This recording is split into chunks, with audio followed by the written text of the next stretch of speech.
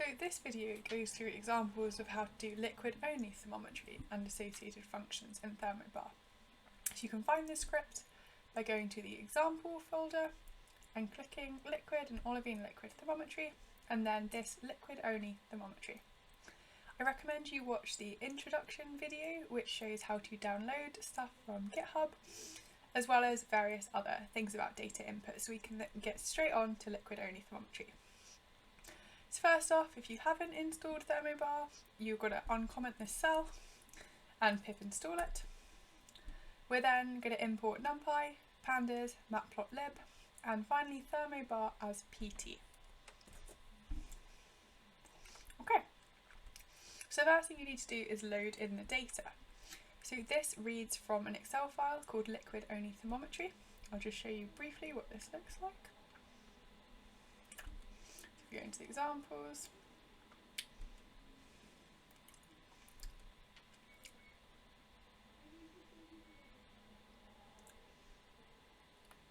You can see that we have a variety of inputs, but generally we have a sample ID of the liquid, we have the oxides for the liquid, which are followed by underscore liquid, and we also can have varying Fe3 plus Fe total proportion of the liquid. This can be used for assessing olivine equilibrium, for example.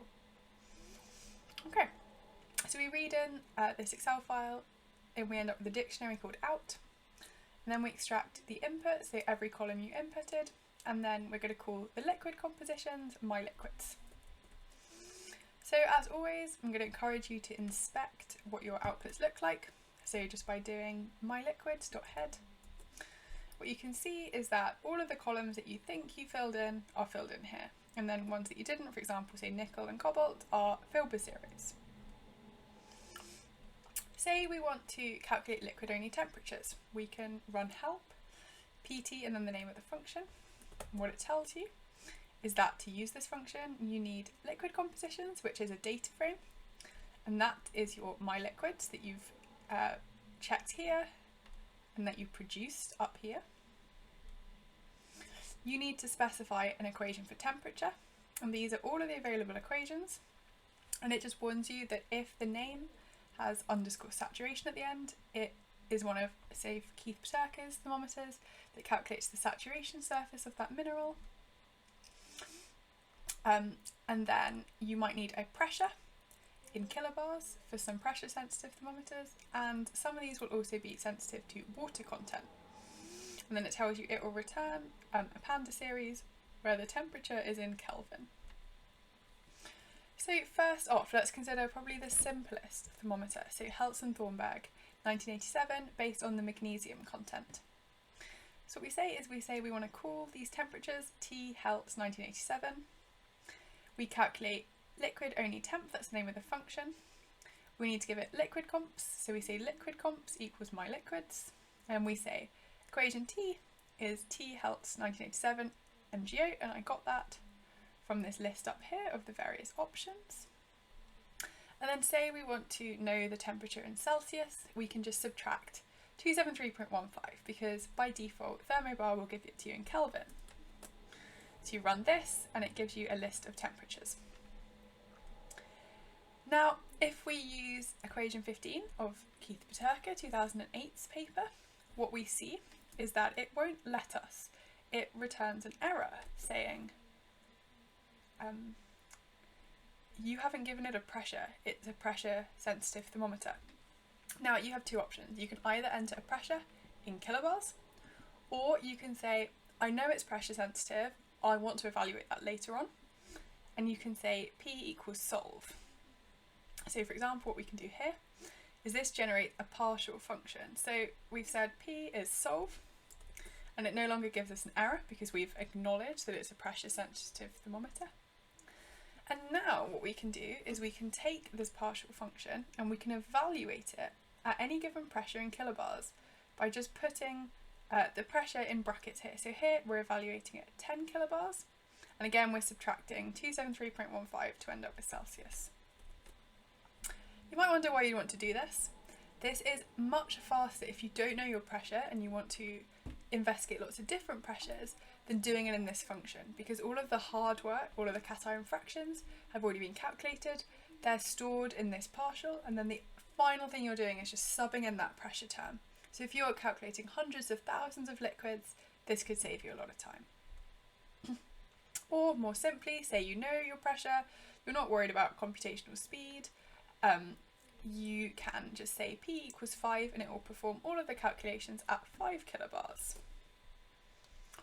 Or say for different liquids, you want to run at different pressures. What you can do is you can take my input. Now, if we remember, this is the sort of a data frame containing all of our input columns. We can look at the first 5 rows of it. And we can see here's everything we inputted. And one of the columns, which I inputted, was called P kilobar. So the first liquid I want to evaluate at 2 kilobars, the second one at 3, third one at 5, etc. So what I can do is in this function, I can say P and then give it a panda series, which is the same length as the liquids. So here I'm saying I want you to take the pressures stored in the column P kilobar from my inputted spreadsheet. We can run that. Now, many liquid-only thermometers are water sensitive. By default, because your water is one of the liquid inputs, if you don't specify it in your spreadsheet, it will fill it with zeros. So for example, we can see that here we did specify it. So these are the different numbers, but if you hadn't, they would be zeros. But what you can do at any point is you can override this. So by default, all of those calculations above were being performed using that water column. Here I want to say, okay, let's run my calculations at 2 weight percent. So I've just added this extra term, H2O underscore liquid equals 2.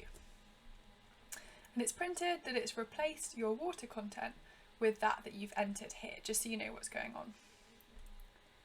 We might want to say, okay, I don't know whether my water is 2 weight percent or 4 weight percent. So let's calculate it for 4 weight percent. You can see the first one goes from 1108 Celsius to 1083. And we can simply subtract these two, and we can see that for changing the water content by 2 weight percent, our temperature changes by about 26 degrees. Now, say you've performed all these calculations and you want to look at them in Excel or any other plotting program. There are a variety of ways of saving your data to Excel. So the first thing I would do is take your input, which is all of those columns you entered, and make a copy of it. This saves you overwriting the initial input so that you can continue to perform calculations if you want to calculate another temperature. So we've called that my input and then underscore C. And then in pandas, because this is a pandas data frame, anytime you want to add a column, you simply put the name of the data frame, square brackets, and then the name of the new column you want. And then you put that equal to the values that you want that column to be. So this is one of the panda series we calculated up above. Similarly, so I want to store the temperature from equation 15, where I did the calculation with 4 weight percent water, in this column, so I just put that variable here. And finally, say I want to, I've actually typed that wrong, but I want to do T equation 15 with 4 weight percent water, and I can call it whatever I want. So, you know, it doesn't have to be like this, it can really be anything you want. And then finally, once you've written all the columns that you want, you just say the name of this data frame, which now has all these new columns, and then you simply go to Excel, and then the name of the file, what you want the file to be called. And once you run that, what you'll see is if you go to the folder, it will appear here. And